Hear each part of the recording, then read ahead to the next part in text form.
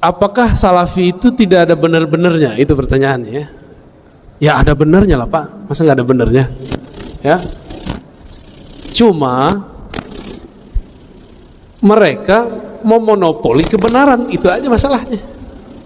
Adakah kebenaran di salafi? Ada, tapi mereka menganggap mereka paling benar. Coba dengar taklim-taklimnya. Bukan, gak usah dengarkan saya, dengarkan mereka aja. Nanti kalau saya ngomong disebut memfitnah lagi ya. Ya, antum sudah tahu semua. Ya. Gak usah bab akidah, bab jenggot sama sarung aja udah repot kita ngomong sama mereka ya. Gak bisa dibilangin. Udah kita bacakan hadis Sahih Bukhari, hadis pertama kita boleh bahas bahwa Nabi SAW sholat kusuf, yajurru thawbah, sarungnya di bawah mata kaki, pakaiannya di bawah mata kaki.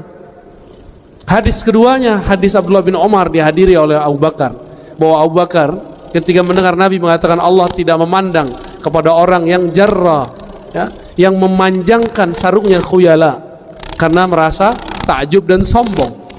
Apa jawaban tanggapan dari Abu Bakar? Wahai Rasulullah, saya ini kalau sarung tidak ditarik, dia pasti turun. Apa jawaban Nabi? Nabi nggak ngomong ente kurus, nggak ada hadisnya begitu. Meskipun Abu Bakar kurus, apa jawaban Nabi? Lasta mimman sana'a dzalika khuyala. Kamu tidak melakukan itu karena sombong. Nabi nggak ngomong kamu kurus saya Abu Bakar. Tapi mereka sekarang, benarkah akidah orang-orang salafi itu sesat? Pertanyaan ini sering sekali muncul di tengah masyarakat. Ada yang dengan mudahnya mengatakan bahwa salafi itu adalah kelompok yang sesat, dan ada pula yang menganggap bahwa salafi adalah kelompok yang paling dekat dengan ajaran Islam generasi awal. Untuk menjawabnya teman-teman secara adil, perlu kita melihat apa yang dimaksud dengan salafi dan apa prinsip akidah yang mereka pegang. Istilah salafi teman-teman itu berasal dari kata as-salaf, yaitu generasi terdahulu yang terdiri dari para sahabat Nabi Muhammad SAW, tabi'in dan tabi'ut tabi'in. Mereka adalah generasi yang dipuji dalam banyak hadis karena hidup paling dekat dengan masa kenabian. Orang-orang yang menisbatkan diri kepada manhaj salaf pada dasarnya teman-teman itu mengaku ingin memahami Al-Quran dan As-Sunnah sesuai dengan pemahaman generasi tersebut. Karena itu pembahasan yang lebih penting bukanlah nama salafi, tetapi isi akidah yang mereka yakini. Bila diteliti lebih mendalam kitab-kitab ulama salafi klasik maupun kontemporer, terdapat beberapa prinsip utama. Mereka meyakini bahwa Allah satu-satunya yang berhak disembah. Segala bentuk ibadah seperti doa, istighosah, nazar, penyembelihan, tawakal, dan permohonan pertolongan yang bersifat ibadah hanya boleh ditujukan kepada Allah semata. Mereka sering menggunakan firman Allah Subhanahu wa Ta'ala, hanya kepadamu kami menyembah dan hanya kepadamu kami memohon pertolongan. Mereka juga berusaha untuk menetapkan nama-nama dan sifat-sifat Allah Subhanahu wa Ta'ala sebagaimana terdapat di dalam Al-Quran dan As-Sunnah tanpa menolak, tanpa menyerupakan dengan makhluk, tanpa membahas bagaimana hakikatnya dan tanpa mengubah maknanya. Prinsip ini sebenarnya telah dijelaskan oleh banyak ulama terdahulu. Dalam masalah iman, mereka meyakini bahwa iman itu terdiri dari keyakinan dalam hati, ucapan, lisan, dan amalan anggota badan. Iman dapat bertambah dengan ketaatan dan berkurang karena kemaksiatan. Mereka juga menekankan pentingnya untuk mengikuti sunnah Nabi Muhammad SAW serta menjauhi perkara baru dalam agama yang tidak memiliki dasar dalam syariat teman-teman. Nah, jika prinsip-prinsip tersebut dibandingkan dengan banyak kitab akidah klasik seperti Ushulus Sunnah karya Imam Ahmad bin Hanbal, As-Sunnah karya Abdullah bin Ahmad, atau Syarhus Sunnah karya Imam Al-Barbahari, akan ditemukan banyak kesamaan pokok akidahnya. Lalu mengapa muncul tuduhan sesat kepada Salafi?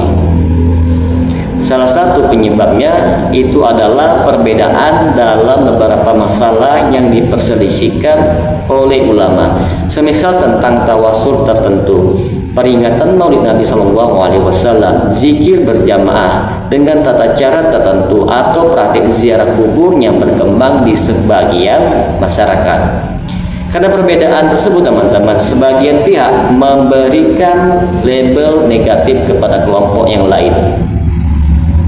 Padahal dalam tradisi keilmuan Islam, perbedaan pendapat tidak selalu berarti salah satu pihak itu keluar dari Islam atau menjadikan diri mereka itu sesat. Di sisi yang lain, sebagian dai yang mengatasnamakan Salafi juga terkadang menggunakan bahasa yang sangat keras sehingga memunculkan kesan bahwa mereka itu mudah dalam memvonis bid'ah atau menyalahkan orang lain. Sikap individu seperti ini tidak otomatis mewakili seluruh pengikut manhaj salaf.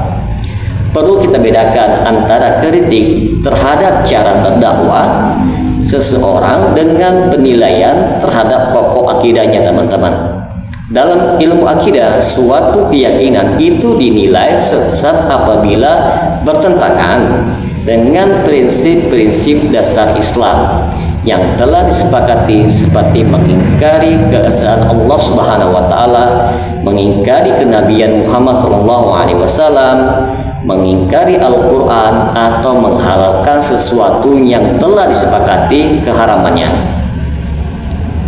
Nah, sementara itu, pokok-pokok akidah yang diajarkan oleh kelompok Salafi pada umumnya adalah tauhid kepada Allah Subhanahu wa taala, keimanan kepada malaikat, keimanan kepada kitab-kitab Allah, kepada Rasulnya, hari akhir, serta qada dan qadar. Mereka juga menjadikan Al-Quran dan As-Sunnah sebagai sumber utama ajaran mereka teman-teman.